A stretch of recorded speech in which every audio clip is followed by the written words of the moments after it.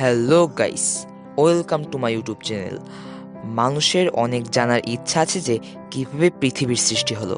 তা নিয়ে সকল ধর্মেরও মত পার্থক্য রয়েছে। আজ সেই বিভ্রান্ত দূর করার জন্য আমি আছি আপনাদের পাশে। তো চলুন ভিডিও শুরু করা যাক।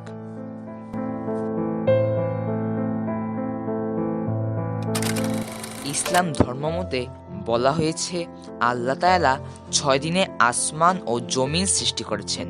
প্রথমে ধোঁয়ার মতো অবস্থা সৃষ্টি করেন, পরে তা থেকে আকাশ ও পৃথিবী আলাদা করে দেন। এরপর তিনি পর্বত, নদী, উদ্ভিদ ও প্রাণী সৃষ্টি করেন এবং শেষে মানবজাতি অর্থাৎ হযরত আদম সৃষ্টি করেন। সর্বশেষ আছে হিন্দু ধর্ম। হিন্দু ধর্ম বলতে বলা হয়েছে সৃষ্টির মূল কেন্দ্র হলো ব্রহ্মা, বিষ্ণু ও মহেশ্বর। এদের বলা হয় ত্রিদেব। ব্রহ্মাকে বলা হয় সৃষ্টিকর্তা। তিনি হিরণ্যগর্ভ অর্থাৎ সোনালী ডিম থেকে মহাবিশ্ব সৃষ্টি করেন।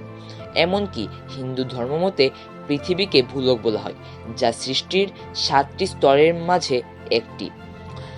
সবকিছু বিবেচনা করলে দেখা যায় একজন সৃষ্টিকর্তার পরম ইচ্ছাই এই পৃথিবীর সৃষ্টি হয়েছে।